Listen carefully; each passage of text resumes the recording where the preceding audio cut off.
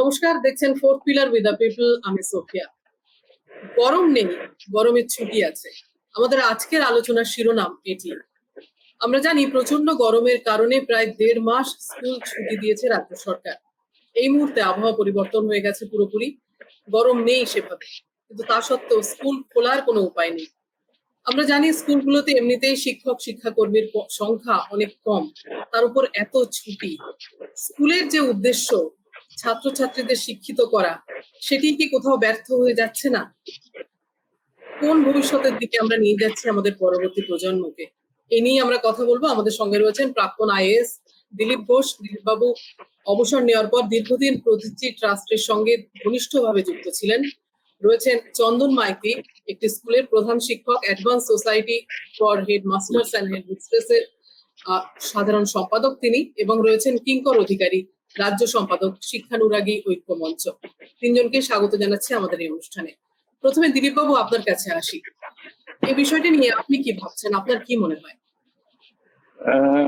আমি তো নাগরিক এবং অভিভাবক হিসেবেই ভাবতে পারি শুধু। আমার এই ব্যাপারটিকে বেশ অযৌক্তিক মনে হয়েছে।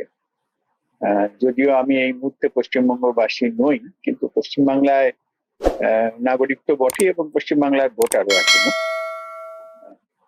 পশ্চিমবাংলার, শুধু পশ্চিমবাংলা বলে নয়, সারা ভারতেই কোভিডে যে বড় ধাক্কাটা এলো, তার সবচেয়ে বড় চোটটা বোধহয় শিশুদের উপরে পড়েছে।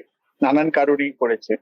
তার একটা বড় কারণ হচ্ছে শিক্ষা থেকে বঞ্চিত থাকা, স্কুলে যাওয়া থেকে বঞ্চিত থাকা। একটা মস্ত গ্যাপ তৈরি হয়েছে, এটা আমরা জানি, আমি দেখেছি। এই গ্যাপটা মেকআপ করার জন্য শিক্ষকরা চেষ্টা করেছেন, স্থানীয়ভাবে করেছেন, নানান উদ্যোগ নিয়েছেন। আমার সেই সময় তখনও প্রতীকের সঙ্গে যোগাযোগ ছিল, তখনও শহর পুরোপুরি ছাড়িনি।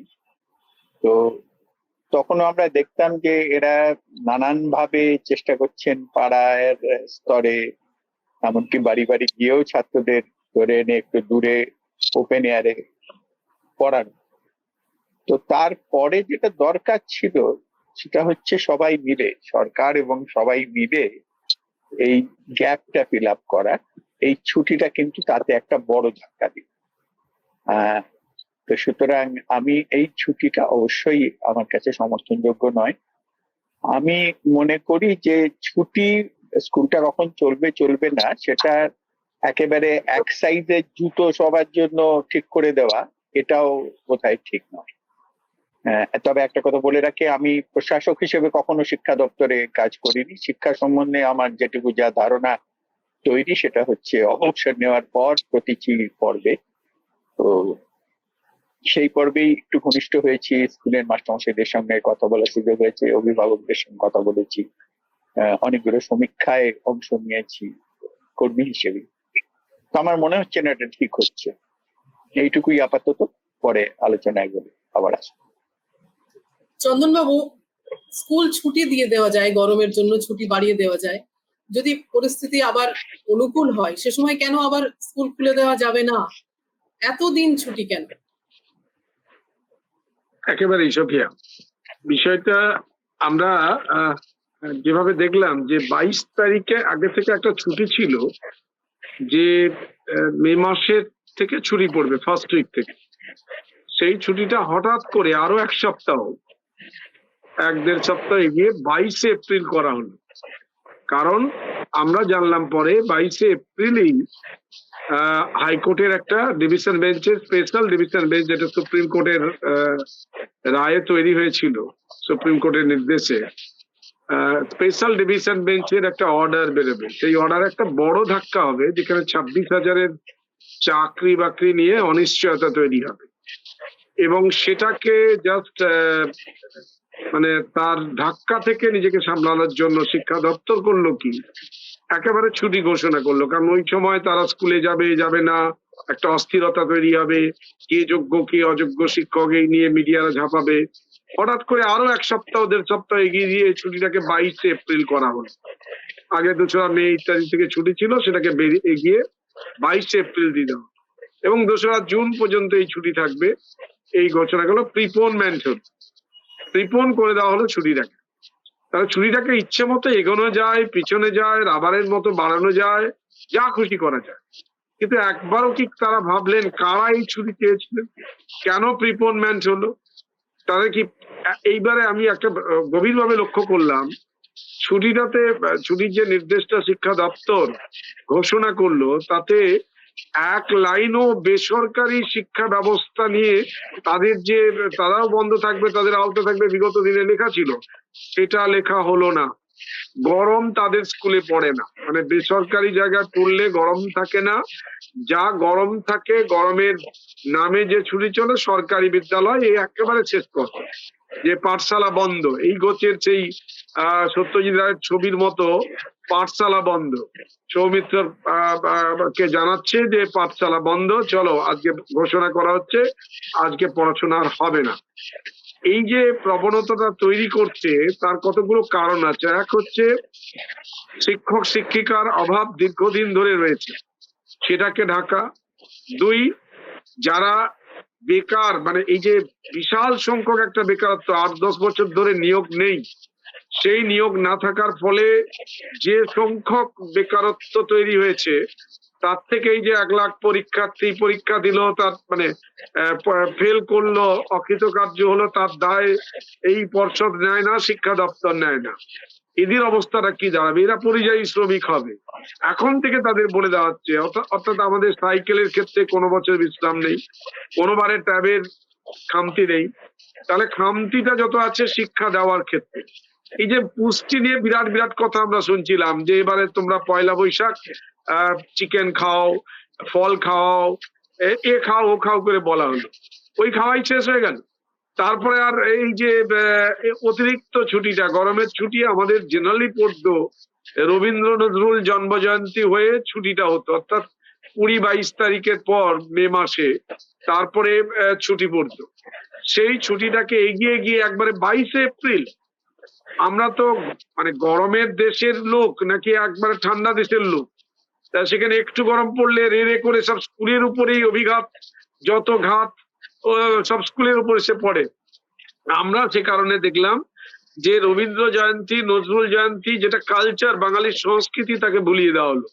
বাচ্চারা রবীন্দ্র জয়ন্তীর স্বাদ পাচ্ছে না। গত 8-10 বছরে আমি অন্তত স্কুলে বাচ্চাদের নিয়ে রবীন্দ্র জয়ন্তী পালন করতে পারিনি। কিঙ্কর বাবু করছেন কিনা জানি না, দিলীপ বাবুদের তো খবর রাখার কথা না। তাহলে যে রবীন্দ্র নজরুল জন্মজয়ন্তী আমরা দেখেছি, মানে আমাদের ছাত্রাবস্থা থেকে আমাদের শিক্ষকতা, 30 বছরের শিক্ষকতার যার খামতি ছিল না, সেই খামতিটা গত 8-10 বছর ধরে চলছে। কি সংস্কৃতি আমরা শেখাচ্ছি? রবীন্দ্রনাথ নজরুলকে ভুলিয়ে দেওয়া সংস্কৃতি, এ চলতে পারে না। গরমের নামে এগুলো চলছে। আমরা তো গরমকালে সকালবেলা ক্লাস করতাম। হ্যাঁ, দূর দূর থেকে মাস্টার মশাইরা আছেন, দিদিমণিরা আছেন, তারা তাদের মতো করে একটা শিডিউল তৈরি করতে পারতেন। বাচ্চারা যখন এই স্কুল খুলে 2 মাস পরে সিএপিএফ আছে, 1.5-2 মাস ধরে নির্বাচন প্রক্রিয়া চলবে, তারপরে পোস্ট ইলেকশন ভায়োলেন্স একটা থাকবে, সেই ভায়োলেন্সের জন্য কি হবে, আবার বন্ধ হবে স্কুলগুলোতে। প্রত্যেকটা স্কুলে অ্যাকাউন্টিং মেনু হচ্ছে, বিভিন্ন স্কুলে বুথ হচ্ছে, পোলিং স্টেশন হচ্ছে, সেই সব স্কুলগুলোর অবস্থা অবর্ণনীয়। দেখে মানে কিভাবে তার থেকে রিকভারি করে রিকনস্ট্রাকশন করে ফেরানো হবে তার কোনো পরিকল্পনা থাকে না। ইলেকট্রিক বিলটাও প্রধান শিক্ষক, আপনার কাছে জানতে চাইছি, সর্বশিক্ষা আইনে যে বলা হয় এতদিন স্কুল করতে হবে, সেই এত ছুটি দিলে অত সংখ্যক দিন কি ক্লাস করানো, ছাত্রদের পড়ানো সম্ভব? কখনোই হয় না। মিনিট টু মিনিট প্রোগ্রাম থাকে সর্বশিক্ষা থেকে। এনসিটি রুলসে আছে যে এত ঘন্টা ন্যূনতম ক্লাস করতে হবে। কোথায় হচ্ছে সে ক্লাস? কোন রকমের এই পঠন পাঠনের খামতিটাকে মিটিয়ে দেওয়া হবে, সেটা আদৌ করা হয়? কোনদিন দেখেছেন যে পঠন পাঠনের খামতি মেটানো হচ্ছে? আমরা তো দেখিনি। এই প্রত্যেকবার একটা লেখা থাকে যে স্কুলগুলো আলাদা করে সময় দিয়ে এগুলোকে দেখবে, কোনোদিনই তা দেখা হয় না।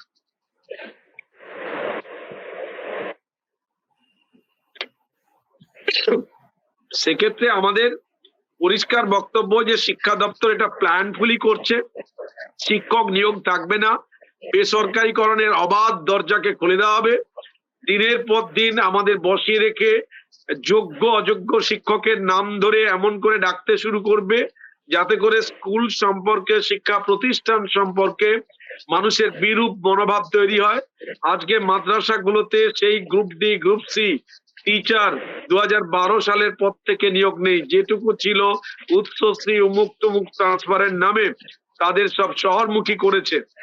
একের পর এক বিদ্যালয়ে শিক্ষক শূন্যতায় তারা এই উচ্চ মাধ্যমিক সেশন চালু করছে না। বীরভূমের একটি প্রত্যন্ত অঞ্চলের স্কুল তারা অসহায়তা প্রকাশ করে নোটিশ দিয়ে জানাচ্ছে যে আমরা শিক্ষকের অভাবে উচ্চ মাধ্যমিক বিভাগ বন্ধ করে দিচ্ছি। 8,000-এরও বেশি স্কুল ছাত্র শূন্যর জন্য বন্ধ হয়েছে। ছাত্রছাত্রীরা স্কুলে আসছে না। গরমের ছুটির পর যখন তারা আসে তখন তা মানে সেকশন ভুলে যায়, সমস্ত কিছু ভুল জায়গায় নিয়ে যায়। বেশ, আমরা একটুখানি কিঙ্কর বাবুর কাছে আসি। কিঙ্কর বাবু, এই যে পরিস্থিতির কথা চন্দন বাবু বললেন এবং দিলীপ বাবুও বললেন যে যেভাবে চলছে গোটা বিষয়টা, ঠিক এরকম হওয়াটা ঠিক বোধহয় কাম্য নয়। স্কুলের উদ্দেশ্য ছাত্রদের শেখানো, তাদের মানুষ হিসাবে গড়ে তোলা। সেখানে স্কুলের এখন যে সমস্ত আরো কর্মকাণ্ড থাকে, অনেকে ব্যঙ্গ করে বলেন যে মিনি ভিডিও অফিস হয়ে যাচ্ছে স্কুল। সেটা কি সার্বিকভাবে ঠিক সেই পথে এগোনো যাচ্ছে? প্রথমে সঞ্চালক এবং দিলীপ বাবু, চন্দন বাবু যারা রয়েছেন সকলকেই সম্মান জানিয়ে আমি বিষয়টা সম্পর্কে আমার যে বক্তব্য, আমাদের যে দৃষ্টিভঙ্গি, সেই বিষয়টা এখানে তুলে ধরতে চাইছি। দেখুন, আজকের বিষয়টা শুধু এই বছরের বিষয়টা কিন্তু নয়, বিগত অভিজ্ঞতা আপনারা একটু মিলিয়ে নিন। করোনার সময়ে যে সময়টা সমস্ত বাজার, হাট, দোকান মানে সমস্ত জায়গাটাতে সচল ছিল, বিদ্যালয়টা কিন্তু বন্ধ ছিল। এই জায়গাটা থেকে যদি আপনারা দেখেন তাহলে সরকারের দৃষ্টিভঙ্গিটা কিন্তু বুঝতে পারবেন। বাস্তব জায়গা থেকে সমস্ত জায়গা খুলে দেওয়া হয়েছে, সমস্ত জায়গা ওপেন রয়েছে, স্কুল বন্ধ। এটা আপনারা স্মরণ করুন, 2 বছর বন্ধ ছিল যখন অন্যান্য সব জায়গা স্বাভাবিক। ঠিক একইভাবে তার পরবর্তী ক্ষেত্রে আমরা কি দেখেছি, এবছর শুধু নয়, অন্যান্য বছর, বিগত বছরগুলো দেখবেন প্রায় 2 মাস ধরে বিদ্যালয় বন্ধ রাখা হয়েছে। এমনকি যে সময়ে বিদ্যালয়টা বন্ধ ছিল সে সময়ে মানে প্রকৃতি একেবারে ঠান্ডা, বর্ষার ওয়েদার চলছে, এরকম সময় আমরা বলতে চাইছি যে এই যে বাস্তব যে সময়টা তাপপ্রবাহ চলছে, বাস্তবে সকলেই সেটা আমরা বুঝতে পারি। সেই সময়টার ক্ষেত্রে নিশ্চয়ই জরুরি ভিত্তিতে দিতে হতে পারে, এর বিরোধিতা আমরা কেউ করছি না। কিন্তু সরকার যখন ঘোষণা করছে, কখন ঘোষণা করছে, যে 1-1.5 মাস আগে থেকে ঘোষণা করে দিচ্ছে যে এই সময়টা ছুটি থাকবে। আমাদের প্রশ্ন এখানেই, যদি বাস্তবসম্মতভাবে সিদ্ধান্ত নিতে হয় তাহলে আজকে আবহাওয়ার যে রিপোর্ট, এটা তো একেবারে এখন মিলে যায় সবটাই। সপ্তাহে সপ্তাহে তার রিপোর্ট যেভাবে থাকে, বৃষ্টি হচ্ছে কোন সময় তাপপ্রবাহ, তার পুরো রিপোর্টটাই আমরা পেয়ে যাচ্ছি। তাহলে কেন 1.5-2 মাস 1 মাস আগে থেকে আমি ঘোষণা করব? যদি একটা ফিক্সড, হ্যাঁ নিশ্চয়ই গ্রীষ্মের ছুটির একটা ফিক্সড একটা ডেট থাকে, সেটা রাখতেই হয়। আমরা জানি যে গ্রীষ্মপ্রধান দেশে এই সময়টা ছুটির সময়, বা এই সময়টা গরমের সময়, এই সময়টা ছুটি থাকবে, বিদ্যালয় ছুটি থাকবে, সেটা একটা ফিক্সড রাখতে হয় অনেকগুলো কারণে। কিন্তু তার বাইরে যখন দিচ্ছি, সেটা তো বাস্তবসম্মত সিদ্ধান্ত হতে হবে। তাহলে বাস্তবসম্মত কেন নয়? আমরা সবাই বলছি অবাস্তবসম্মত, কিন্তু বাস্তবসম্মত কেন হচ্ছে না? আমরা মনে করি সরকার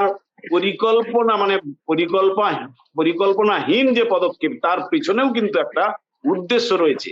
আপনারা জানেন প্রাথমিক শিক্ষা ব্যবস্থা একেবারে শেষ হয়ে যাওয়ার মতো অবস্থায়।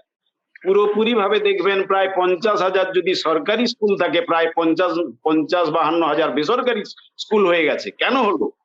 এগুলো তো সরকারকেই খুলতে হতো আলাদা করে। এটা হওয়ার পেছনেই সরকার কিন্তু পরোক্ষভাবে সেদিকে ঠেলে দিয়েছে। শিক্ষা ব্যবস্থাকে পুরোপুরি বেসরকারীকরণ করার জায়গায় সে নিয়ে যেতে চাইছে। আজকে বলুন তো, স্কুলগুলোতে যে প্রকল্প রয়েছে, সরকারি স্কুলগুলোর কথা বলছি, সেখানে Kanyashree, Shikshashree, mid day meal রয়েছে, সাইকেল রয়েছে, সেখানে অন্যান্য অনেক বিষয় রয়েছে, মানে কি বলবো, ব্যাগ, জুতো ইত্যাদি থেকে শুরু করে সমস্ত কিছু। কিন্তু তা সত্ত্বেও আজকে সেখান থেকে, স্কুল থেকে অভিভাবকরা ছাত্রদেরকে সরিয়ে নিচ্ছে। কেন? যে সেখানে শিক্ষার জায়গা, নিশ্চয়ই এগুলোর আমি গুরুত্বকে কোনোটাকে আমি হেয় করছি না, কিন্তু তার জায়গা থেকে মূল জায়গাটা তো শিক্ষার জায়গা। সেই শিক্ষার জায়গাটা যে মিনি ভিডিও অফিস আপনি বললেন, বাস্তবিকই তো বিদ্যালয়গুলিতে 17টা 18টা প্রকল্প দেওয়া হয়েছে, কিন্তু এখন আগে দেখবেন ইন্সপেকশন হচ্ছে, বিদ্যালয়গুলো ইন্সপেকশন হতো, ডিআই অফিস থেকে ইন্সপেকশন হতো নিয়মিত।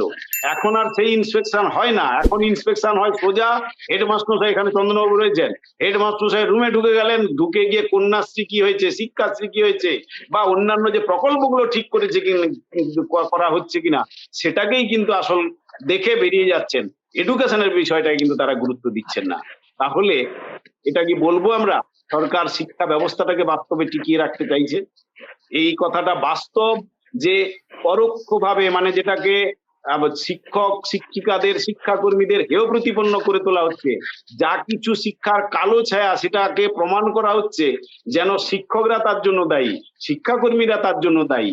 কিন্তু বাস্তবে সরকারি যে নীতি, এই যে পাস ফেল প্রথা তুলে দেওয়া হয়েছে প্রাথমিকে, দেখবেন যেদিন থেকে পাস ফেল প্রথা তুলে দেওয়া হলো, ইংরেজি তুলে দেওয়ার ব্যাপারগুলো ছিল, তখন থেকেই দেখবেন ওই গজিয়ে ওঠা ব্যাঙের ছাতার মতো বেসরকারি স্কুলগুলো জন্ম তারিখগুলো মিলিয়ে নেবেন, ঠিক সেই সময় গড়ে উঠলো। আবার ঠিক এখন 8 পর্যন্ত পাস ফেল নেই, এখানেও ঠিক একইভাবে দেখবেন এই জায়গায় অভিভাবকরা তাদের সন্তানদের সরিয়ে নিচ্ছে। আমি বাজারে যখন যাই, বাজারে হাটে বিভিন্ন সময় তো শুনি সচেতন অভিভাবকরা বলছেন যে এই সরকারি বিদ্যালয় ভালো, কিন্তু সরকারি বিদ্যালয়গুলোতে সেরকম করে চাপ নেই, সেরকম করে নজরদারি নেই। তাহলে সরকার যে শিক্ষা ব্যবস্থাটাকে যে আধুনিকীকরণ করে, মানে শিক্ষা ব্যবস্থাটাকে সেভাবে যদি উপযোগী করে গড়ে তোলার যে জায়গাটা, সেটা তারা করছে না। আর কি করছে, এই যে ছুটির বিষয়টা আমরা দেখতে পাচ্ছি যে তারা আগাম ঘোষণা করে চলেছে। হ্যাঁ, বাস্তবিকই এটা তো একটা অল্প দিন করে তারা দিতে পারতো, যদি বাস্তবিকই তাপপ্রবাহ এমন জায়গায় যায় সেটা করতে পারতো। আরো একটা আমরা দাবি করেছিলাম যে মর্নিং স্কুল করা গেল না কেন? হ্যাঁ, কিছু ক্ষেত্রে সমস্যা আছে, একই ক্যাম্পাসে মর্নিং চলে, আবার কোনো জায়গায় ডে চলে, সেটা কত পার্সেন্ট? সেটা তো 1%ও না। কিন্তু গোটা শিক্ষা একদম প্রাথমিক থেকে শুরু করে মাধ্যমিক বিদ্যালয়, উচ্চ মাধ্যমিক বিদ্যালয় সবগুলোকে এক ক্যাটাগরিতে ফেলে দিয়ে ঘোষণা করে দেওয়া হলো এই সবার ছুটি। কিন্তু আমরা এই জায়গায় একটা কথা বলতে চাই যে বিগত দিনে বিদ্যালয়গুলোতে 80টার মতো ছুটি ছিল, সরকারি ছুটি, সেটাকে কমিয়ে কমিয়ে 65 করা হয়েছে। আমরা বলতে চাই যে সেই 80 যখন ছিল তখনও কিন্তু শিক্ষা ব্যবস্থাটা ঠিক চলছিল। তাহলে পরিকল্পনা মাফিক যদি করতে, আজকে গ্রীষ্ম জায়গায় দাবদাহের ব্যাপারটা নিশ্চয়ই বাড়ছে, তার জন্য একটা বাস্তবসম্মত পদক্ষেপ নিতে হবে। গ্রীষ্মের ছুটিকে যদি বৃদ্ধি করতে হয়, তাহলে সেই জায়গাটাতে সেভাবে যদি আমরা দিই, পরবর্তী ক্ষেত্রে সেটাকে অ্যাডজাস্ট করা যদি হয়, দুমদাম যদি ছুটি দিয়ে দেওয়া হয়, তাহলে কিন্তু বিদ্যালয়গুলো এইভাবে পরিকল্পনা, সারা বছরের যে পরিকল্পনা, তাকে সাজিয়ে নিতে পারে না। এই 80টা ছুটিকে ফিরিয়ে আনা হোক, এবং সাথে সাথে সেটাকে যদি গুছিয়ে এই পরীক্ষা পরিকল্পনা, সারা বছরের যে পরিকল্পনা, সেটা যদি বিদ্যালয়গুলোর হাতে দিয়ে দেওয়া হয়, বা একটা জেলা ভিত্তিক যে এই ছুটি, এই যে ছুটি সেটাকে তার পরিবেশ পরিস্থিতির মতো, উত্তরবঙ্গের একেবারে জেলাগুলো সেখানে যেরকম পরিস্থিতি থাকে, দক্ষিণবঙ্গের কিন্তু যেখানে জঙ্গলমহল বা যে দক্ষিণবঙ্গের যে জেলাগুলো সেখানকার পরিস্থিতি, ভৌগোলিক অবস্থা এক নয়, তাহলে সব জায়গাকে এক জায়গায় কেন ফেলবো আমরা? সেই জায়গার পরিস্থিতির পরিপ্রেক্ষিতে এই ফিক্সড ছুটি ঠিক করে দাও, এবং তার মধ্য দিয়ে জেলা এবং সেই বিদ্যালয়গুলো তারা সেইগুলো ঠিক মতো করে তারা তালিকা তৈরি করুক। সারা বছরের যে পড়ার যে পরিকল্পনা, পাঠ পরিকল্পনা, সেভাবে যদি ঠিক মতো করে নির্দিষ্ট করা যায়, তাহলে এগুলো হয় না। এবং সবার জন্য একই নিয়ম হতে পারে না, এই বিষয়ে আমরা আলোচনায় আসবো। আমি একটু দিলীপ বাবুর কাছে যাবো। দিলীপ বাবু, সরকারি শিক্ষা ব্যবস্থায় যে উন্নত শিক্ষা দেওয়া যায়, দিল্লি কিন্তু সেটা দেখিয়েছে। সেখানে শিক্ষা ব্যবস্থা কতটা উন্নত হয়েছে সেটা এই মুহূর্তে আলোচনার বিষয়। তাহলে আমরা কেন পারছি না? কোথায় অভাব রয়েছে?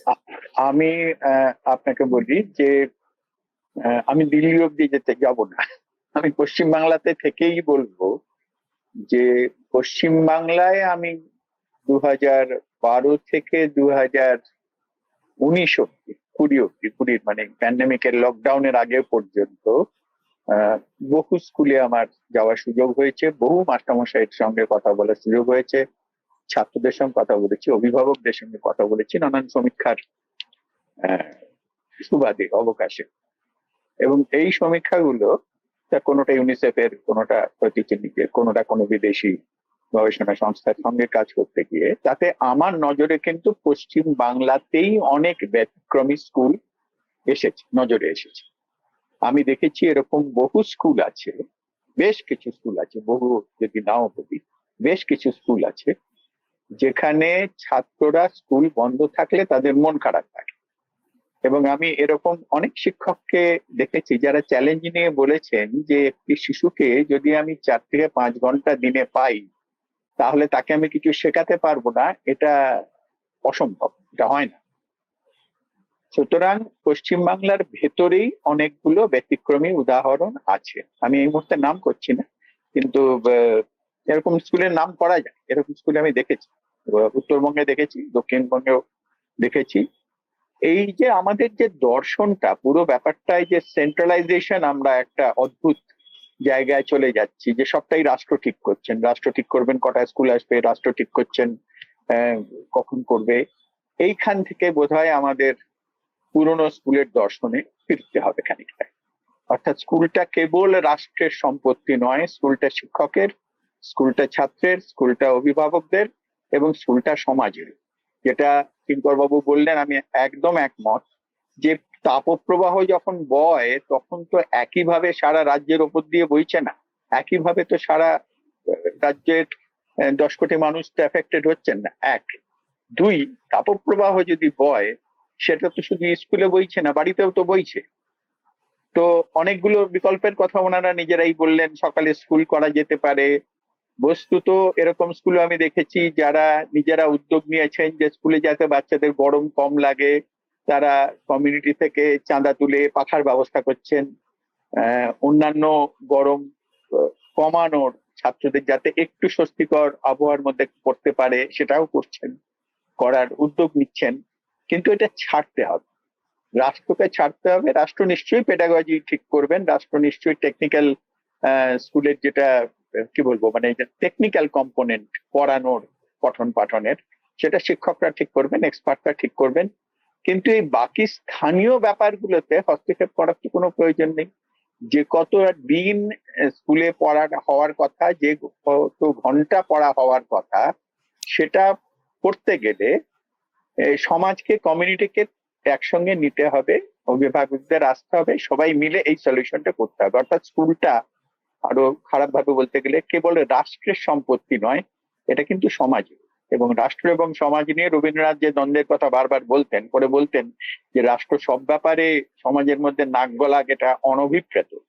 এটা উনি রিপনের যখন প্রথম পঞ্চায়েত চালু হয় তীব্র প্রতিবাদ করেছিলেন রবীন্দ্রনাথ। শিক্ষার ক্ষেত্রেও একই বক্তব্য তার, যে এটা সবাই মিলেই করতে হবে। এটা কেবল মানে রাষ্ট্র ঠিক করে দিচ্ছেন এইটুকু প্রতিবাদটা 2 শিক্ষক করলেন, আমি একদম এদের সঙ্গে একসুরে গলা মেলাতে চাই। এবং আমি এটা বলতে চাই যে অভিভাবক হিসেবে, নাগরিক হিসেবে পুরোটাই খুব অনভিপ্রেত একটা জায়গায় যাচ্ছে আমাদের শিক্ষাটা। চন্দনবাবু, ছাত্রছাত্রীরা স্কুলে আসছে কিন্তু তাদের পড়ানোর জন্য যথেষ্ট সংখ্যক শিক্ষক নেই, অনেক জায়গাতে শিক্ষাকর্মী নেই। কতটা শিক্ষা তারা পাচ্ছে, শিক্ষা পাওয়ার সুযোগ কতটা তাদের হচ্ছে, সেই প্রশ্ন তো আসছেই। পাশাপাশি যে কথা আপনারা বলছেন যে শিক্ষকদের আরো অনেক রকম কাজের সঙ্গে জড়িত থাকতে হয়, সবার জন্য সব নিয়ম এক হতে পারে না। সেখানে যেভাবে ঢালাও সবুজ সাথী বা নানা রকম দেওয়া হচ্ছে, সমস্ত কিছু ছাত্রছাত্রীদের দুস্থদের সুবিধার জন্যই করা হচ্ছে, কিন্তু সবার জন্য যে ব্যবস্থা করা হয়, আপনি একজন প্রধান শিক্ষক, আপনার কি মনে হয় সবুজ সাথীর যে সাইকেল সমস্ত ছাত্রকে দেওয়া হচ্ছে, তারা কি সত্যি সেটা তাদের দরকার, না তারা সেটা ব্যবহার করছে? এই যে সরকারের যে এত খরচ হচ্ছে, সেটা কি সঠিক অর্থে ঠিক শিক্ষার জন্য না হয়ে, এটা যদি সঠিকভাবে এই টাকাটা শিক্ষিত করার জন্য ছাত্রছাত্রীদের আরো সঠিকভাবে সেটা দেওয়া হতো না, তার তুলনায় এই যে বিনিয়োগগুলো হচ্ছে, এটা কি যথার্থ হচ্ছে? চন্দনবাবু, আপনি মিউট রয়েছেন। সোফিয়া, খুব ভালো প্রশ্ন। এই যে সবুজ সাথীর সাইকেল যা দেওয়া হয়, মানে গরিব মানুষ যাদের দরকার আছে তারা পাক, কিন্তু ওখান থেকে নিয়ে সাইকেল দোকানে বিক্রি করে তারা চলে গেল, কিংবা তার দরকার নেই, ওই সাইকেল ব্যবহারই করে না, অন্য কাউকে দিয়ে দিল। এই জায়গাটা দরকার ছিল না তো। ট্যাবের দরকার সবার নেই তো, বাড়িতে কম্পিউটার আছে, ল্যাপটপ আছে, এরকম বাড়ির ছেলেরাও আছে, সেও ট্যাবের 10,000 টাকা পায়, কোনো দরকার ছিল না। যাদের অভাবী, মেধাবী, তাদের জন্য যদি সরকার এই জায়গাটাকে ভাবতো, ভালো লাগতো। আসলে ওই দিলীপ বাবু যে কথাটাকে বলেছেন যে শিক্ষা প্রতিষ্ঠানকে রাষ্ট্রের সম্পত্তি বানালে খুব মুশকিল আছে, আগে কিন্তু আমরা গভর্নমেন্ট এডেডে ছিলাম, কেবলমাত্র স্যালারির দায়িত্বটা গভর্নমেন্ট নিত, বাকি পরিচালনার সমস্ত দায়িত্ব ম্যানেজমেন্টের উপর থাকতো। এই গ্রাম বাংলার মানুষরাই, গ্রামীণ মানুষরাই, শহরের মানুষরা তারা এই স্কুল প্রতিষ্ঠা করেছিলেন। সেই স্কুলকে তারা বিল্ডিং তৈরি করেছেন, আস্তে আস্তে সে খেলার মাঠ তৈরি করেছে, বাচ্চাদের জন্য অনেক ভাবনা ভাবত। সেই ভাবনার অংশীদারিত্ব থেকে তাদের সরিয়ে দেওয়া হলো এবং গভর্নমেন্ট 2014 সালে এসে এডেড গুলোকে স্পন্সর করতে বাধ্য করলো, না হলে সরকার বললো আমরা স্যালারি বন্ধ করে দেবো। জোর করে এক রকমের স্কুলগুলোকে লিখিত বয়ান দিতে বাধ্য করেছিল, না হলে পরে অস্থিরতা তৈরি করব, আমরা পেমেন্ট দিই, যাবতীয় দায়িত্ব নেব, কিন্তু কোনো দায়িত্ব নেই। সেই স্যালারি ছাড়া বাকি কোনো কিছুই দেখছে না। আর ওই যে গ্রুপ ডি গ্রুপ সি নেই, আমরা নেই, আর ওদিকে ঢালাও সমস্ত দেওয়া শুরু হয়েছে, মৎসবের মতো চলছে। সেই জায়গায় দাঁড়িয়ে শিক্ষার ব্যাপারে কিঙ্কর বাবু যে কথা বলছিলেন যে এই খোঁজ নেওয়ার একজনও লোক নেই, আর ওদিকে যখন বলা হচ্ছে এই প্রথম হয়েছে অমুক জায়গা থেকে, সে প্রথম হয়েছে, সে দ্বিতীয় হয়েছে, তৃতীয় হয়েছে, এই আলোর অন্ধকারে যে অংশটা থেকে প্রদীপের নিচে, সেটা হচ্ছে লক্ষাধিক ফেল ছাত্রছাত্রী। 1 লক্ষ পরিবারের কাছে কি বার্তা গেল যারা মাধ্যমিক পরীক্ষা দিয়েছিল, কিংবা যারা 70,000 80,000 ছাত্রছাত্রী যারা উচ্চ মাধ্যমিকে অকৃতকার্য হলো, এদের ট্যাবের 10,000 টাকা দিয়েও, সাইকেল দিয়েও কেন তাকে স্কুল ধরে রাখতে পারলো না, তাকে কৃতকার্যতার জায়গায় পৌঁছে দিতে পারলো না, সে নিয়ে কই প্রতিটি ট্রাস্ট তো তারা যে রিপোর্ট গুলো গভর্নমেন্টের কাছে নিঃসন্দেহে পাঠায়, তাদের তো কাজ হচ্ছে গবেষণা করা, বিভিন্ন সংস্থার সঙ্গে গবেষণা করছেন তারা। সেই গবেষণা ধর্মী রিপোর্টটা অন্তত শিক্ষা দপ্তরে, রাজ্যের মুখ্যমন্ত্রীর কাছে বা শিক্ষামন্ত্রীর কাছে পাঠালে পরে আমরাও দেখি পাবলিকলি যে কোন কোন জায়গাগুলোকে তারা অ্যাড্রেস করছেন, তারা স্কুলে যাচ্ছেন, তাদের কাছে সঠিক তথ্য আছে, তারা অভিভাবকের কাজটা যদি করেন নিঃসন্দেহে সেই জায়গাগুলো একটু পাবলিক ডোমেনে এলে আমাদের বলার সুবিধাটা হয় যে আমাদের কথা কি। আজ পর্যন্ত শিক্ষামন্ত্রী একদিনের জন্য কোনো শিক্ষক সংগঠনের সঙ্গে বৈঠক করেন না। তিনি যতদিন শিক্ষক আগের শিক্ষামন্ত্রীও তাই করেছিলেন, তিনি তো নিজেকে পুরোটাই একবারে চক্রব্যূহের মধ্যে আবদ্ধ করেছিলেন, দিয়ে ভেতর থেকে যা যা করাপশন তা করেছেন, আজকে তার জেলে স্থান হয়েছে। একইভাবে ইনিও কোনোভাবেই শিক্ষকদের সঙ্গে কথা বলে যে পরামর্শ নেওয়া, কিছু ভাবনা সেটা করছে না, কোনো কমিশন এ ব্যাপারে তৈরি করা করছে না। ফলত বিচারের বাণী নীরবে নিভিতে কাঁদছে, আস্তে আস্তে দ্বীপ নেমে যাচ্ছে এবং স্কুলের যে আলোটা ছিল, এই যে বলছিলাম যে রবীন্দ্র জয়ন্তী আজকে স্কুলে হয় না, শুধুমাত্র মানুষ চাল ডাল নেওয়ার জন্য অনেক জায়গা থাকে। হসপিটালে আমি কেন যাই, আমি ডাক্তার দেখাবো, ঔষধ নেবো। ঠিক শিক্ষা প্রতিষ্ঠানে কেন যাব, আমি শিক্ষা লাভ করব। সেই জায়গা থেকেই ভুলিয়ে দেওয়া হয়েছে। তার জন্য এই গরমের ছুটি, লম্বা ছুটি। আচ্ছা আপনি বলুন তো, ডিসেম্বর মাসে একাডেমিক ক্যালেন্ডার দেওয়া হয় যে সারা বছর কি কি থাকবে, তাতে মাত্র গরমের ছুটির জন্য বরাদ্দ থাকে 10 থেকে 12 দিন, পুজোর ছুটি থাকে 24 থেকে 1 মাস, 24 দিন থেকে 1 মাস থাকে পুজোর ছুটি, আর গরমের ছুটি 10 দিন থাকে। এই কারণে যে আমাদের মাননীয় মুখ্যমন্ত্রী কিংবা শিক্ষামন্ত্রী তিনি তারা ঘোষণা করবেন যে আমরা অতিরিক্ত গরমের ছুটি নিই, এই নিয়ে বাচ্চারা খুব আনন্দ পায়।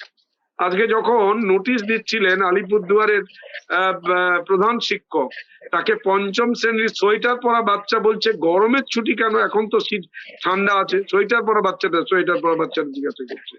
কি বলবেন তাকে? আমরা একটা ছুটি কবে পড়বে জানি না, কবে স্কুল খুলবে জানি না, বাচ্চাদের বলতে পারি না।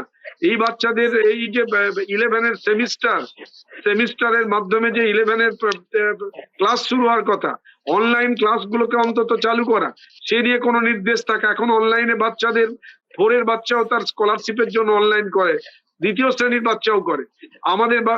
আমাদেরকে কেন অনলাইনের ব্যবস্থাপনায় আনা হচ্ছে না? কোনো ব্যাপারে একটা লাইন লেখা হচ্ছে না।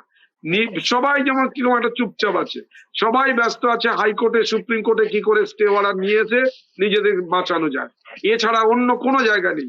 শিক্ষা নিয়ে একটু আলোচনা শিক্ষা দপ্তরের, মধ্য শিক্ষা পর্ষদের আছে বলে আমাদের মনে হয় না। এখনো অনলাইন ব্যবস্থাকে তারা কমপ্লিট করেননি, সেই মধ্যযুগীয় ব্যবস্থার মধ্যে চলছে।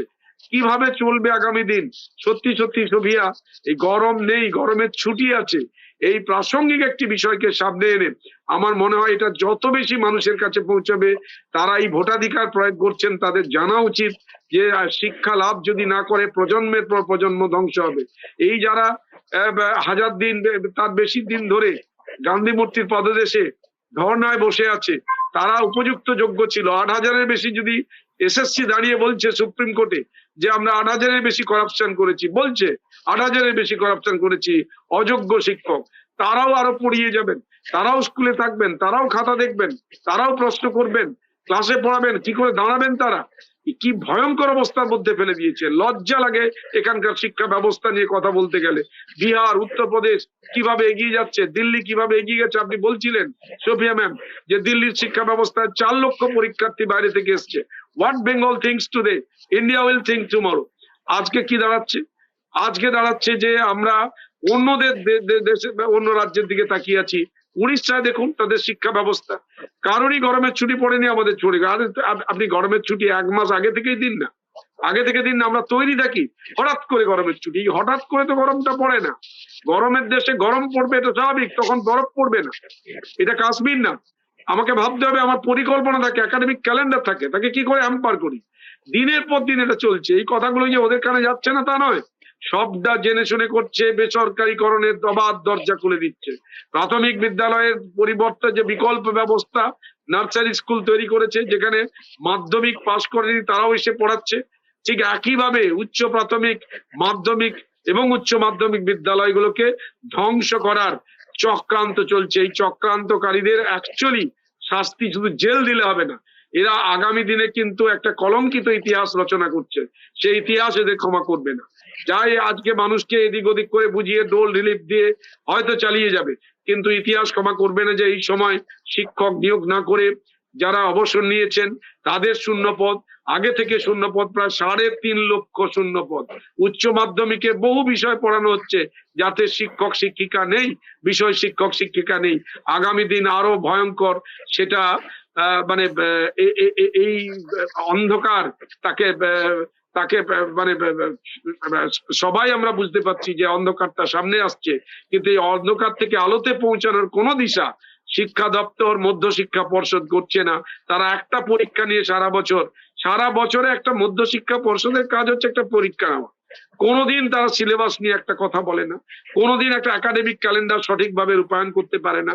শিক্ষা ব্যবস্থায় ইন্সপেকশন নেই, তারা অ্যাপয়েন্টিং অথরিটি হয়ে গেল। স্কুলগুলো এখন ম্যানেজিং কমিটি নামমাত্র জায়গায় থাকলো। এই কি মুহূর্তে ভয়ঙ্কর আমরা ব্যবস্থায় দাঁড়িয়েছে। যে বিষয়টি নিয়ে কথা বলছি যে গরমের ছুটি, প্রচন্ড গরম ছিল, ছুটি দেওয়া হয়েছে, ঠিক আছে, কিন্তু এই মুহূর্তে তো গরম নেই।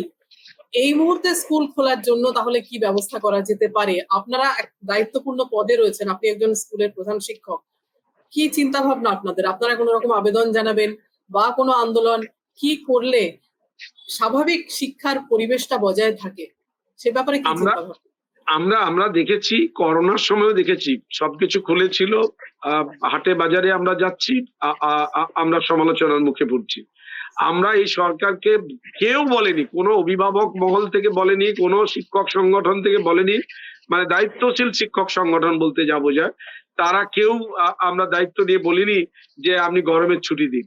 বিকল্প ব্যবস্থার চিন্তা ভাবনা কি করা যায় এ নিয়ে আধিকারিকদের সঙ্গে বৈঠক হয়নি, তাদের কাছ থেকে মতামত চাওয়া হয় না। একক সিদ্ধান্তে সমস্ত কিছু হচ্ছে। কাল থেকে পাঠশালা বন্ধ তো বন্ধই, ব্যাস তোমাদের আজ ছুটি। এই যে ভাবনাটা চলে এসছে, সেখান থেকে একটা সরকারকে বের করা, তাকে বোঝানো, তার শিক্ষামন্ত্রী একজন, তিনি নিজেও শিক্ষক, প্রাক্তন শিক্ষক ছিলেন, অধ্যাপনা করেছেন, তার বোঝা উচিত ছিল তিনি শুধু নাটক নিয়ে ব্যস্ত থাকবেন, এটা হতে পারে না। শিক্ষার মতো একটা গুরুত্বপূর্ণ দায়িত্ব, সেকেন্ডারি, প্রাইমারি, হায়ার সেকেন্ডারি এবং কলেজ বিশ্ববিদ্যালয়, তার দায়িত্ব থাকে না? তিনি ভাববেন না এগুলো? ভাববেন কারা? আমরা অভিভাবক অভিভাবিকারা আগের বারে আন্দোলনে নেমেছিলেন, শিক্ষক শিক্ষিকা আমরা রাস্তায় নেমেছি, বিকল্প পাঠশালা চালু করে পড়ানোর ব্যবস্থা করেছি, আমরা আমাদের সাধ্য মতো চেষ্টা চালিয়েছি।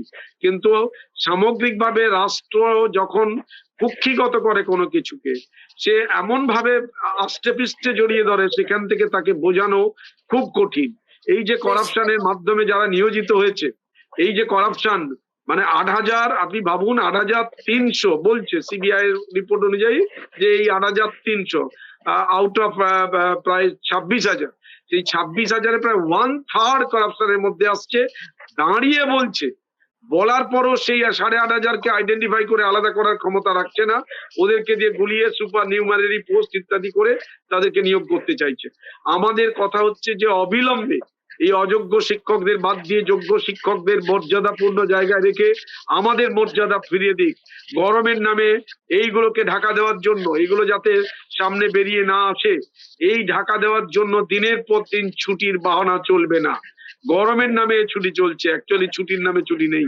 ছুটি যেটুকু থাকার কথা ছিল সেটুকু তারা দেয়নি। খুব ভয়ঙ্কর দিন আসছে। আপনারা যে বিষয়গুলোকে সামনে এনেছেন আমি কৃতজ্ঞতা জানাচ্ছি। আগামী দিনে এরকম চর্চা চলুক।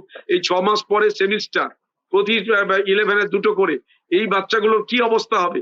11-এ তারা এখনো পর্যন্ত বই পায়নি, কোন জায়গায় দাঁড়াবে? স্কুলে মাস্টারমশাই পড়াতে পারতেন, বইয়ের বিকল্প তো মাস্টারমশাই আছে, সেই মাস্টারমশাইকেও বিকল্প আর ভাবা হচ্ছে না। তারা যে যার মতো প্রাইভেট টিউশন ইত্যাদি যে নিতে পারছে সে বাজার থেকে কিনে আনতে পারবে, সে পাস করবে। আর যে পারবে না, সর্বসাধারণের যে শিক্ষা ব্যবস্থা, সর্বশিক্ষা, তাকে একেবারে ভুলুণ্ঠিত করছে, ধ্বংস করছে এক রকমের। আমরা এর তীব্র প্রতিবাদ জানাচ্ছি। আগামী দিনের চিঠি আমরা লিখবো, আরো দেব, কিন্তু তাতে করে এদের টনক নড়ানো যাবে না। যারা জেগে ঘুমোয় তাকে ঘুম ভাঙানো খুব কঠিন। কিঙ্কর বাবুর বক্তব্য শুনি। একাডেমিক ক্যালেন্ডারে যেখানে 10-12 দিন গরমের ছুটি রাখা হচ্ছে, সেখানে তারপর ঘোষণা করে অনেকদিন বেশি ছুটি দিলে ছাত্রছাত্রী এবং তাদের অভিভাবকরা খুশি হবেন, এরকম ধারণা কেন তৈরি হচ্ছে? অভিভাবক ছাত্রছাত্রীরা শিক্ষা চাইছেন না ছুটি চাইছেন, এরকম কেন মনে হচ্ছে? দেখুন, আমাদের যেটা অভিজ্ঞতা বাস্তবিক, আমরা ছাত্রদের যখন ছুটির ঘোষণা হয়ে গেছে তখন বিদ্যালয়ের ছাত্রদেরকে জিজ্ঞেস করছি যে তোমরা এইরকম একটা পরিস্থিতিতে তোমরা কি চাইছো। তারা কিন্তু বলছে যে স্যার আমরা ছুটি চাই না, মর্নিং করুন প্রয়োজনে, ছুটি এতদিন দেবেন না স্যার। তারা আমাদের কাছে কাকুতি মিনতি করে জানাচ্ছে। আমি যে কথাটা বলতে চাই, এই সিদ্ধান্তগুলো কে নিচ্ছে? সিদ্ধান্তগুলো ওই যে দিলীপ বাবু বললেন না যে সকলের, এটা তো সমাজের, শিক্ষা ব্যবস্থাটা সকলের, কিন্তু না, সকলের তো নেই। এখানে রাষ্ট্র মানে এখানে যারা ক্ষমতায় আছে তারা করছে কি, সিদ্ধান্তগুলো নিচ্ছে। মধ্যশিক্ষা পর্ষদে এখন নির্বাচন নেই দীর্ঘদিন, শিক্ষক প্রতিনিধিরা নেই সেখানে। তারা তো আসলে এই শিক্ষকরাই তো ছাত্রদেরকে নিয়ে আসল কাজটা করছে। তাদের যে মতামতটা নেওয়া, বিন্দুমাত্র যে জায়গাটা, যে শিক্ষকরা কি বলছেন, অভিভাবকরা কি বলছেন, ছাত্ররা কি বলছেন, তাদের মতামতের তোয়াক্কা নেই। একটা সস্তা জায়গা যেন তৈরি করা হয়েছে। এই যে মূল যে উদ্দেশ্য বেসরকারীকরণ, এই জায়গাটা পরিষ্কার বুঝতে হবে। এ না হলে কিন্তু কোনো মতে এই জিনিস হতে পারে না। বেসরকারি স্কুলগুলো চলছে, সেখানে কোনো কিছু সেখানে কিন্তু মানে এই দাবদাহ বলছি, সেখানে প্যারালাল কিন্তু স্কুল চলছে, কিন্তু এই জায়গাটা বন্ধ। এই জায়গা থেকে আমি একটা সমাধানের জায়গা থেকে যে জায়গাটা বলতে চাইছেন, আমি একটু বলতে চাই যে আমরা প্রতিবাদ জানাচ্ছি। আপনারা জানেন করোনার সময় আমরা বিকাশ ভবনের সামনে গিয়ে এই আমাদের সংগঠনের পক্ষ থেকে রাস্তায় নেমে আমরা প্রতিবাদ করেছি। তবুও এদের কিন্তু কর্ণপাত হবে না। এখানে অভিভাবকদেরকে এগিয়ে আসতে হবে। শিক্ষকরা আছেন, অভিভাবকরা আছেন, শিক্ষানুরাগী ব্যক্তি আছেন। শিক্ষাকে বাঁচাতে গেলে আজকে এই সকল সম্প্রদায়কে কিন্তু বুঝতে হবে এবং এগিয়ে আসতে হবে। সকলে আমরা মিথ্যেটা কি সত্যিটা কি জানি, কিন্তু এগিয়ে আসছি না। এ যদি না আসি, এর সুযোগ তো নেবেই কোনো না কোনো একটা পক্ষ। এ জায়গা থেকে সকলের এই জায়গাটা বোঝা উচিত এবং এগিয়ে এসে প্রতিকার করা উচিত। এর মধ্য দিয়ে না হলে কি হবে, সরকারি শিক্ষা ব্যবস্থা একেবারে শেষ হবে এবং কারা পড়ে থাকবে, একবারে হত দরিদ্র পরিবারের সন্তানরা, যারা কোনোভাবেই ওই বেসরকারি স্কুলে গিয়ে 1000 টাকা, লক্ষ টাকা ব্যয় করে যারা কিন্তু এই শিক্ষাটা কিনতে পারবে না, অথচ তাদের মেধা থাকবে, সবকিছু থাকবে, তারা বঞ্চিত হয়ে কিন্তু একেবারে নিচু তলায় থেকে যাবে। আর যাদের একটু অর্থ আছে তারা একটু একটু করে এই আঙিনা থেকে সরে গিয়ে বেসরকারি জায়গায় অর্থের বিনিময়ে তারা কিন্তু শিক্ষাটাকে কিনবে। এই অবস্থাটা চলতে পারে না। সার্বিকভাবেই আমরা যারা সচেতন, এবং আজকে এই যে আলোচনাটা করলেন, আপনারা আলোচনার ব্যবস্থা করলেন, এর মধ্য দিয়ে সকলের কাছে যাক এই বার্তাটা, অভিভাবকরাও কিন্তু এগিয়ে আসুক, শিক্ষানুরাগী ব্যক্তিরা এগিয়ে আসুক। না হলে কিন্তু এই আমরা 2-4 জন বলছি, সচেতন মানুষ বলছেন, প্রত্যেকে আমরা সত্যটা জানি কি, কিন্তু সত্যটাকে প্রতিষ্ঠিত করার জন্য কিন্তু এই যে যারা এর জন্য দায়ী তার বিরুদ্ধে, আমি তো এখানে রাজনীতির জায়গা বলছি না, এখানে দলীয় রাজনীতির প্রশ্ন নেই, এখানে হচ্ছে দলমত নির্বিশেষে যেটা সত্য, শিক্ষাকে রক্ষা করার জন্য যা ভূমিকা সেটা আমরা অন্তত করি।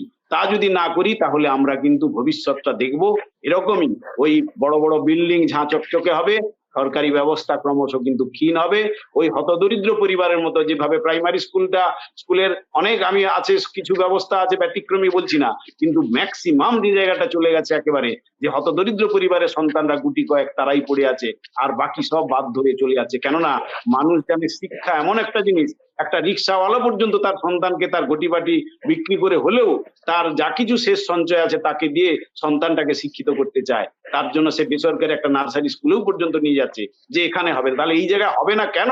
এখানে তো শিক্ষকরা রয়েছেন, হ্যাঁ, শিক্ষক নিয়োগ নিয়ে দুর্নীতি ইত্যাদি হয়েছে, সে বিষয়টা তো নিয়ে নিশ্চয়ই এই জিনিস মানা যায় না। যোগ্যদেরকে রেখে অযোগ্য যারা তাদেরকে বাতিল করতে হবে, এই শিক্ষার যে জায়গাটা তৈরি করে দেওয়া হয়েছে গোটা অভিভাবক মহলে, গোটা সাধারণ এবং গোটা আমাদের শুধু রাজ্য না গোটা দেশের ক্ষেত্রে যে একটা বার্তা গেল, সেই বার্তাটা শুধু ওই শিক্ষক নয়, যারা আমরা শিক্ষক রয়েছি বিগত দিন থেকে তাদের কাছেও কিন্তু একটা অন্য বার্তা, একটা প্রশ্ন চিহ্ন চলে আসছে। এই জায়গাটা কি আমরা তৈরি ছিলাম? এর জন্য দায়ী তো এরাই। দুর্নীতি যারা করলো, আজকে দুর্নীতি যারা করলো তারা শাস্তি পাচ্ছে না, পাচ্ছে কারা? যারা যোগ্যতার সঙ্গে চাকরিটা পেয়েছিল তাদেরকে আজকে পেতে হচ্ছে। অযোগ্য যারা তাদেরকে বাতিল করুক, রাস্তায় পড়ে রয়েছে যারা 1100 দিন ধরে বঞ্চিত হয়ে আছে, তাদেরকে আজকে তাদের যোগ্যতার মধ্য দিয়ে তাদেরকে তার সুযোগ দেওয়া হোক। এগুলো না হলে কিন্তু শিক্ষা ব্যবস্থা সার্বিকভাবে দিলীপবাবুর কাছে আসবো। দিলীপবাবু, সব মিলিয়ে কি মনে হচ্ছে বেসরকারি করণী কি উদ্দেশ্য? এবং দ্বিতীয়ত, বেসরকারি যে স্কুল আমরা জানি, যা কিঙ্কর বাবু যে কথা বললেন, যার সামান্য সামর্থ্য আছে তিনি ছুটছেন বেসরকারি স্কুলের দিকে, সেখানেও যথেষ্ট শিক্ষার মান কতটা আছে, স্কুলের মান, শিক্ষকের মান, শিক্ষার মান, এই সমস্ত বিষয়ে নজরদারির কোনো সুযোগ, কোনো কিছুই কি আছে? আমার তো মনে হয়নি। আমাদের যেটা মূল সমস্যা হয়ে গেছে, আমার নিজের কর্মক্ষেত্র অনেকটা বেশি ছিল স্বাস্থ্য শিক্ষায়। আমি বললাম যে আমি অনেক পরে শিক্ষা খানিকটা দেখার সুযোগ পেয়েছি, কিন্তু শিক্ষা এবং স্বাস্থ্য দুক্ষেত্রেই আমাদের মান নির্ধারণ করার ব্যবস্থা, বিশেষ করে বেসরকারি ক্ষেত্রে অনুপস্থিত নেই, জাস্ট মিসিং। তো আমি আজকের এই যে আলোচনা থেকে আমার যা মনে হচ্ছে, আমাকে যদি সাম আপ করতে বলেন, আমি প্রথমে বলবো যে প্রশ্নটা দিয়ে আমরা শুরু করেছিলাম, যে এই যে 1 লক্ষ ছাত্র মাধ্যমিকে বা 70,000 ছাত্র উচ্চ মাধ্যমিকে যে উত্তীর্ণ হতে পারল না, 5 বছর 8 বছর স্কুলে কাটানোর পরেও পারল না, এবং রাষ্ট্র যদি সার্বিকভাবে স্কুলকে নিয়ন্ত্রণ করে, তাহলে এই দায়টা রাষ্ট্রের, এর জবাবটা রাষ্ট্রের কাছে চাওয়া উচিত, এবং রাষ্ট্রের একটা দায়বদ্ধতা আছে উত্তর দেওয়ার, কেন পারল না। 1 2 আমার সাজেশন হবে যে স্কুল, সেখানে স্কুলকে তার নিজের মতো পরিকল্পনা করতে দেওয়ার সুযোগ দেওয়া হোক প্রত্যেক স্কুলকে। এবং স্কুল বলতে আমি শুধু স্কুলের হেডমাস্টার মশাই বোঝাচ্ছি না, শিক্ষকরা বোঝাচ্ছি না, শিক্ষক, ছাত্র, অভিভাবক এবং বৃহত্তর সমাজ মিলে যে গোষ্ঠীটা স্কুলের সঙ্গে থাকার কথা, তারা সবাই মিলে এই পরিকল্পনাটা করুক এবং ম্যানেজও করুক, অর্থাৎ ব্যবস্থাপনাটাও চালাবেন যে কিভাবে হবে, মানে স্কুলটা কিভাবে চলবে, কখন বন্ধ হবে, কখন ছুটি হবে। এই বিকেন্দ্রীকরণ না করলে কিন্তু এই মানে একই সাইজের জুতো সবার পায়ে পরানোর যে রাষ্ট্রীয় প্রবণতা, আমি 38 বছর সিভিল সার্ভিসে ছিলাম, সুতরাং এই প্রবণতার সঙ্গে আমার ভালোই পরিচয় আছে।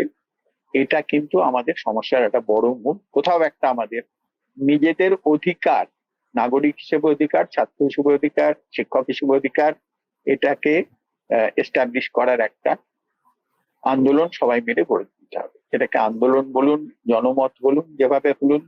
আম্বেদকর যেভাবে বলতেন যে আপনি এডুকেট করবেন, অর্গানাইজ করবেন, এডুকেট করবেন, এই প্রক্রিয়াটাকে শুরু করতে হবে।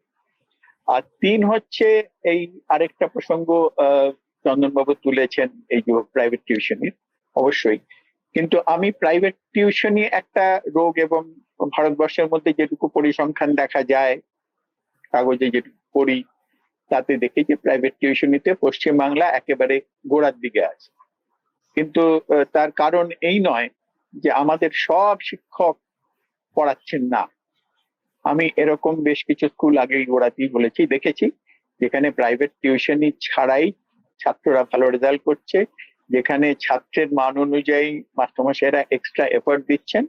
সুতরাং এটা হয়তো সব জায়গায় করা যাবে না, কিন্তু অনেক ক্ষেত্রে করা যাবে। একটু জায়গা ছাড়তে হবে শিক্ষককে, আমাদের তার কাজ করার মতো, তার উদ্ভাবনী শক্তি প্রয়োগ করার মতো অধিকার এইটা একটু ছেড়ে দিতে হবে। এইটা ছেড়ে দিলে আমার ধারণা আমরা এককালে যেখানে ছিলাম সেখানে আবার পৌঁছতে পারবো। এটুকুই আমার বক্তব্য। আপনাদের তিনজনকে অসংখ্য ধন্যবাদ আপনাদের মূল্যবান মতামত তুলে ধরার জন্য। বলা হয় যে একটি জাতিকে খুব সহজেই শেষ করে ফেলা যায়, ধ্বংস করে ফেলা যায় যদি তার শিক্ষা ব্যবস্থাকে দুর্বল করে দেওয়া যায়। আমরা চাইবো এই ছুটির চক্রব্যূহ থেকে আমাদের শিক্ষা দপ্তর বেরিয়ে আসুক, আমাদের সমাজের প্রতিটি শিশু, আমাদের প্রতিটি সন্তান যেন সুশিক্ষার, উপযুক্ত শিক্ষার সুযোগ পায়। আপনারা যারা এতক্ষণ আমাদের অনুষ্ঠান দেখলেন, আপনাদেরকেও অসংখ্য ধন্যবাদ।